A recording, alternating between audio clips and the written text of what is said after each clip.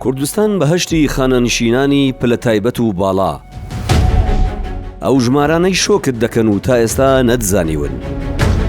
ژیان و موچەی پلە باڵا خانەنشین کراوەکان، ژمارەی پلە باڵەکان و موچەکانیان و ئەو پارانەی بە ناوی خانەنشینی دەیبن یەک لەو پرسە گەرم و گرنگانەیە کە بەردەوام خەڵکی باشووری کوردستان پێیان خۆشە بیزانن و ئەوەیان بۆ ئاشکرا ببێت کە داخۆ لەم 6 ملیۆن کەسە چەند بە ناوی وەزیر و پەرلەمانتار و پلە باڵا و بە موچەی 4 تا 8 ملیۆن دیناری خانەنشین بوون. ڤارمیدیا بە وردی قەبارەی ئەو پارانە بڵاو دەکاتەوە کە مانگانە لە ڕێگەی بەڕێوەبەرایەتیەکی بچووک بۆ بڕێک لەو بەرپرس و پلە باڵایانە دەچێت کە تاکو دوێنێ بەخۆیان و چەندین پاسەوانە و مانگانە موچە و نەسرێ و خەرجێکی خەیاڵیان دەبرد. ژمارەکان شۆکهێنەرن، هەر بۆیە جگە لە ئاشکراکردن لەم راپۆرتەدا جیاوازی موچەی پلە باڵایەک و فەرمانبەرێکی سادە و ئاسایی ئاشکرا دەکرێت. ژمارەی پلە باڵەکان بەگشتی ژمارەی پلە باڵەکان لە فەرمانگەکانی عێراق وەرێمی کوردستان 6309 کەسن. 786 کەس لەوانە بە پلەی 1523 کەسیشیان بە پلەی با خانەنشین کراون. موچەی هەریەکەیان کەمترینی 4 ملیۆن و بەرز دەبێتەوە بۆ 8 تا 12 ملیۆن دیناری مانگانە.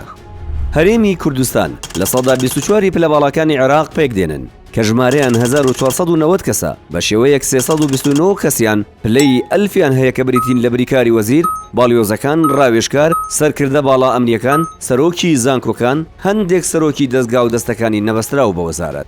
هەروەها 1161 کەسیان بە پلەی با کە هەریەکەیان بریتیە لە بەڕێوەبەرە گشتەکان و هاوشێوەکانیان، ڕاگری کۆلێژەکان، ئەندامانی ئەنجومەنی پارێزگاکان. ئەمانە بەگشتی دوای وەرگرتنی موچەیەکی زەبەلاح لەو کاتەی کە لە ئەرگدان دواتریش بە موچەیەکی بەرز خانەنشین دەکرێن.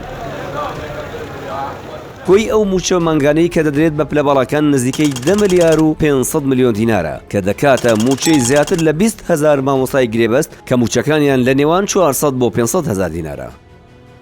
ژمارەی خانەنشینی پلە باڵا لە هەرێمی کوردستان ئاماری جیاواز و ئاڵۆزن لەبارەی لیستی خانەنشینان. ئەگەر پرسیار لە دوو بەرپرس بکەیت دوو ئاماری جیاوازت دەست دەکەوێت، بەڵام بەپێی بە دوواداچوونەکانی ڤارمیدیا لە چەند سەرچاوەیەکەوە وەریگرتوون ئامارەکان بەم شێوەیەن. لە هەرێمی کوردستان 250,000 کەس موچەی خانەنشینی وەردەگرن، لەو ژمارەیە 100,000 کەسیان خانەنشینی سەربازین و 1520 کەسیشیان بە پلەی باڵا خانەنشین کراون. پەرلەمانتارانی خانەنشین لە خولی یەکەمی پەرلەمانی کوردستانەوە تا خولی پێنجەم 611 پەرلەمانتار خانەنشین بوون. لەو ژمارەیە 8 کەسیان خانەنشینیان ڕەت کردوێتەوە و 4 نەوەی نوێ و 3 گۆڕان. لە خولی پێنجەم و دانێکیشان پەرلەمانتارێکی پارتی بوو. لە خولی 4م کردکتۆر فرسەت سۆفی بوو.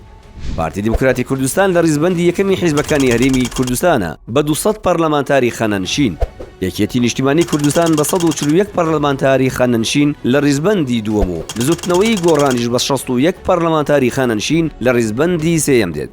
بەپێی یاسای چاکسازی ساڵی 2020 پەرلەمانی کوردستان کەمترین موچەی خانەنشینی پەرلەمانتار دەبێتە 2 ملیۆن دینار و بەپێی خزمەت و بڕوانامە دەکاتە سەرۆی 4 ملیۆن دینار. بەڵام بەپێی ئەوەی ئێستا موچەی فەرمانبەرانی هەرێمی کوردستان لە بەغداوە دێت، بڕیارە موچەی خانەنشینی پەرلەمانتاران هاوتای یاسای خانەنشینی یەکگرتووی ساڵی 2019 عێراق بکرێت. ئەو کات موچەی خانەنشینی هەر پەرلەمانتارێک دەبێتە 5 ملیۆن و 700,000 دینار. ئەمەش یەکسانە بە موچەی 23104 خاوەن پێداویستی تایبەت کە موچەی مانگانیان تەنها 150,000 دینارە.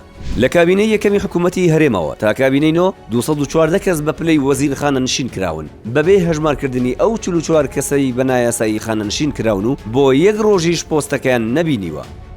خانەنشینکردنی 79 ئەندامی مەکتەبی سیاسی و مەکتەبی عەسکەری هەر یەک لە حیزبەکانی کۆمەڵی ئیسلامی و بزوتنەوەی ئیسلامی و حسەک کۆی ئەو پارەی وەریدەگرن دەگاتە زیاتر لە 1 ملیار و 369 ملیۆن دینار. ئەمەش یەکسانە بە موچەی 4560 کارمەندی شارەوانی کە شەقام و کۆڵانەکان پاک دەکەنەوە بە موچەی 300,000 دیناری مانگانە.